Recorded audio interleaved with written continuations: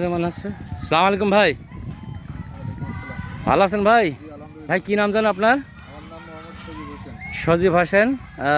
বাপের নাম? মহিরুদ্দিন। গ্রাম? নয়দা সাইখাদা। আমরা যে জায়গায় দাঁড়িয়ে কথা বলছি এই জায়গাটার নাম কি? স্কুল মাঠ।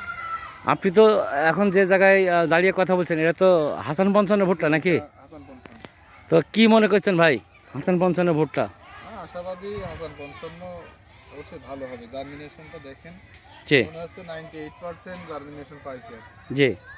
তো তাতে করে মনে করেন যে আমরা এই যে দুটো তিনটে মাঠ সকাল থেকে দেখলাম, এরকম কাছাকাছি মাঠ আমরা দুটো পাইনি, যে একটা রূপালী একটা হাসান। তো যাই হোক, এই যে আমি যেটা দেখতে পাচ্ছি লাইনের এই পারে যেটা রুহুল ভাই দাঁড়িয়ে আছে এটা হলো রূপালী 55, আপনি দাঁড়িয়ে আছেন হাসান 55। তো দুইটা জাত আমরা দেখলাম, দুইটা জাতিতে একই রকম নাকি ভাই? মানে কেউ কারো ছেড়ে যাবে না নাকি? না, কেউ কারোর থেকে বেড়ে যেতে পারে না। তো যাই হোক, এই যে ছোট গাছ 52 দিন লাগে না ভাই বলছে? 52 দিন বয়স। 52 দিনই বয়সে মোটামুটি খুবই সুন্দর গাছ হয়েছে। এই গাছের মতো গাছ, সারা জি জি, এখনো পাইনি। খুবই সুন্দর হয়েছে সামনে। এক একটা গাছ দেখেন। জি জি। তো যাই হোক, আমরা একটু যেহেতু কথা বলি যে ভাই রুল ভাই, এই পাশাপাশি যে আইল, এই কৃষির জন্য দিয়েছেন এই আইলটা? এই আইলটা দিয়েছি, এই জমিটা একটু উঁচু।